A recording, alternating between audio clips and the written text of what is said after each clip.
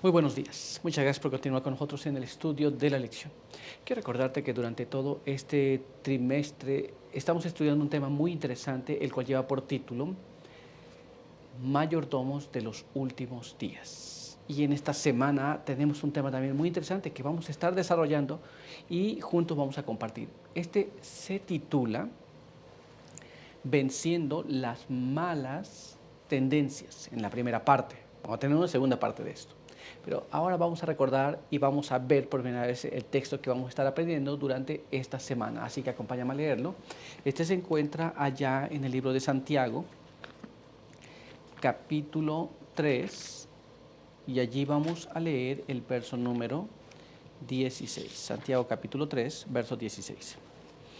Porque donde hay celos y contención, allí hay perturbación y toda obra perversa. Con este pensamiento, quiero invitarte para que juntos tengamos una oración. Acompáñame. Padre eterno que está en los cielos, santo y bendito sea su nombre. En esta hora queremos agradecer por permitirnos la vida, la salud. Queremos pedir que su bendición nos pueda acompañar. Pedimos que nos ayude, nos guarde y a través del estudio de su palabra podamos comprender las cosas que quiere hablarnos. Quede con nosotros en esta hora, en el nombre de Jesús. Amén. Muy bien, pues vamos a continuar con el estudio, pero ¿de qué vamos a estar hablando esta semana? Esto lo vamos a investigar en este siguiente párrafo que tenemos aquí, el cual se encuentra en el libro de la educación en la página 137 y nos dice así: reconozcámoslo o no, somos mayordomos a quienes Dios ha otorgado talentos y capacidades y los ha puesto en el mundo para hacer la obra que Él les ha asignado.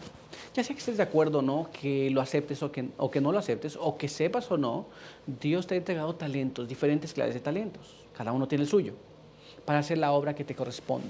Entonces, depende de lo que Dios te haya dado y lo que tengas que hacer, tendremos que dar cuenta un día de esto. Muy bien, de esto y más estaremos hablando durante esta semana. Pero ahora vamos a ir al apartado para el día de hoy. Y el apartado para el día de hoy nos dice, o se titula Envidia y pecados similares. Y nuestra primera pregunta nos dice así: explica el origen del orgullo, la envidia y la ambición por los cargos y sus amargos resultados. Entonces, orgullo, envidia y ambición por cargos, por posiciones. Vamos a tratar de entender esto. A veces no lo logramos percibir, pero vamos a tratar de entender cuál es el origen y cuál es el resultado. Vamos a tratar de ver esto en la palabra de Dios. Así que acompáñame a leer este siguiente párrafo que se encuentra en el libro de Isaías, capítulo 14, Isaías capítulo 14, y allí vamos a leer el verso 12 al verso 15, y ahí leemos así: ¿Cómo caíste del cielo, oh lucero, hijo del alba? Fuiste echado por tierra, tú que abatías a las naciones, tú que decías en tu corazón: subiré al cielo, en lo alto, por encima de las estrellas de Dios levantaré mi trono. En el monte de la reunión, al lado del norte, me sentaré. Sobre las alturas, sobre las altas nubes subiré y seré semejante al Altísimo. Pero fuiste derribado hasta el sepulcro, al más profundo abismo. La Biblia nos dice que el deseo de ser, de tener una posición, se origina en Lucifer. Muy bien. ¿Y cuál fue el resultado de su deseo? Un deseo no sano el que él tuvo. Dice que fue abatido hasta el abismo. Se cayó de la posición que encontraba. Muy bien. Entonces, el orgullo, la envidia y el deseo de alguna posición puede llevarnos a nuestra propia ruina, pero se origina en Lucifer. Muy bien, pero vamos a dejar que el Espíritu de Profecía nos hable también, así que vamos a ver lo que nos dice este siguiente párrafo. Acompáñame. Patriarcas y Profetas en la página 427 nos dice así: el orgullo y la ambición indujeron a Lucifer a quejarse contra el gobierno de Dios y a procurar derrocar el orden que había sido establecido en el cielo. Desde su caída se ha propuesto inculcar el mismo espíritu de envidia y descontento, la misma ambición de cargos y honores en las mentes humanas. Es el deseo de tener, el deseo de ser, el deseo de ser reconocido, la ambición por alguna situación se origina en Lucifer, y desde que Lucifer cayó y está con nosotros en esta tierra ahora, ha tratado de poner ese mismo deseo en cada ser humano que no es controlado por Dios. ¿Nos damos cuenta? Ahí se origina. ¿Cuál es el resultado? Bueno, él perdió su posición. ¿Cuál será el resultado para nosotros? Bueno, algo similar. Muy bien. Pero vamos a continuar y vamos a ver ahora lo que nos dice nuestra siguiente pregunta. Veamos aquí. Describe una mente carnal, un candidato a la segunda muerte. Muy bien. ¿Cómo es una mente carnal? ¿Y por qué una mente carnal se vuelve un candidato para la segunda muerte? Vamos a tratar de entender esto. Primeramente, ¿qué es una mente carnal? Vamos a ver lo que la Biblia nos dice. Leamos aquí lo que está escrito en el libro de 1 Corintios, capítulo 3, y allí vamos a leer el verso número 3. Porque todavía sois carnales, pues habiendo entre vosotros celos, contiendas y disensiones, ¿no sois carnales y andáis a lo humano?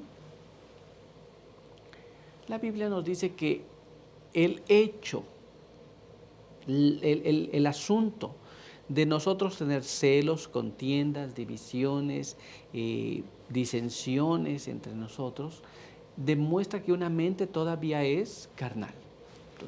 Esas cosas no deberían estar en medio de nosotros. Tenemos que dejarlas a un lado. Muy bien. Pero ¿cómo es una mente carnal? Manifestando estas características de celos, contiendas, divisiones, disensiones. Estas cosas son por una mente que aún es carnal. Pero la Biblia no termina allí. Vamos a ver lo que nos dice ahora, aquí en este texto que está en Romanos, capítulo 8. Y ahí vamos a leer el verso 6 y verso 7. Leamos allí.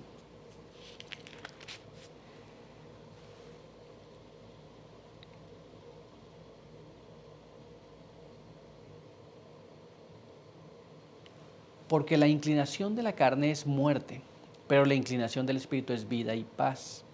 Porque la inclinación de la carne es contraria a Dios y no se sujeta a la ley de Dios, ni tampoco puede. Esto es, encontrarse en una mente carnal es una falta de sujeción a la ley de Dios. Esto es, siempre está protestando. ¿Por qué? ¿Por qué tengo que obedecer? ¿Por qué tengo que hacer aquí? ¿Por qué no va a hacer el otro? Siempre está hablando. Muy bien. Siempre está contrario a la voluntad de Dios. No se puede sujetar, no se quiere sujetar, ni tampoco puede sujetarse. Muy bien, porque es contraria a la voluntad de Dios. Pero todavía hay más, así que vamos a ver ahora lo que nos dice este siguiente párrafo, que se encuentra en el libro de Santiago, capítulo 3, y allí vamos a leer el verso 14 y verso 15. Pero si abrigáis envidia amarga y rivalidad en vuestro corazón, no os jactéis, ni mintáis contra la verdad. Esta sabiduría no es la que desciende de lo alto, sino terrena, animal y diabólica. Envidia, rivalidad, cosas que todavía caracterizan a algunos de nosotros tal vez. Esas cosas demuestran que tenemos aún una mente carnal. Debemos abandonar todas esas cosas, de tal forma que no seamos unos candidatos para la segunda muerte, pues esas cosas no heredan el reino de los cielos. Sin embargo, podemos pretender ser espirituales, podemos inclusive parecer que somos reales, pero si esto está en nuestro corazón, nosotros entonces somos candidatos a la segunda muerte. ¿Estamos entendiendo cómo? Cuando estas características se muestran en nuestras vidas, aún todavía tenemos una mente carnal. Pero vamos a ver qué es lo que nos dice la pluma inspirada. Vamos a leer este siguiente párrafo. Acompáñame. Si abre su corazón a la envidia y a las malas sospechas, el Espíritu Santo no morará en usted. ¿Nos damos cuenta? Esto, sin el Espíritu Santo no podemos tener arrepentimiento. Sin el Espíritu Santo no podemos ser moldeados al carácter de Cristo. Sin el Espíritu Santo no podemos ser transformados ni renovados. Y si la envidia y los celos están en nosotros, entonces nosotros No tenemos el Espíritu Santo. Muy bien, ¿estamos entendiendo? Muy importante esto. Pero vamos a continuar y vamos a ver ahora lo que nos dice nuestra siguiente pregunta. Veamos lo que está escrito aquí. ¿Cómo afecta la envidia tu personalidad y bienestar? Entonces, ya estamos hablando de un asunto más personal. Pero ¿cómo afecta la envidia nuestra personalidad, tu personalidad, mi personalidad y nuestro bienestar? Vamos a tratar de entender esto, porque esto ya tiene que ver contigo, conmigo, personalmente. Pero vamos a ver qué es lo que la Biblia nos dice sobre este asunto. Acompáñame a leer este siguiente párrafo. Este se encuentra allá en el libro de Job, capítulo 5. Y allí vamos a leer el verso número 2. Es cierto que al necio la ira lo mata y la envidia consume al codicioso. La Biblia nos dice que hay dos cosas. Uno le trae muerte, no una muerte literal, y al otro le consume la envidia. ¿Nos damos cuenta? ¿Cambia nuestra forma? Sí, por supuesto que va a cambiar. Cómo actuamos, qué hacemos, qué dejamos de hacer. ¿Nos damos cuenta? Pero ¿cómo nos va a afectar personalmente? Bueno, ya se va a manifestar en nuestra vida, pero nuestro bienestar físico también va a verse comprometido. Vamos a ver cómo. Vamos a leer este siguiente párrafo que se encuentra allá en el libro de Proverbios, capítulo 14. Y allí vamos a leer el verso número 30. Y leemos así. El corazón en paz da vida al cuerpo. La envidia carcome los huesos. ¿Nos damos cuenta? La envidia tiene un efecto no apenas moral, espiritual, pero tiene un efecto físico en nosotros. Y va destruyendo poco a poco. Pero hay más todavía. Vamos a ver qué más. Vamos a leer el siguiente párrafo que se encuentra allí en el libro de Proverbios, capítulo 27, verso 4. Miren lo que dice allí. Cruel es la ira e impetuoso el furor, pero ¿quién parará ante la envidia? Ira, furor. Son sentimientos no buenos que tienen efectos perjudiciales, pero dice, ¿quién se va a parar frente a la envidia? ¿Quién le podrá hacer frente a la envidia? ¿Nos damos cuenta?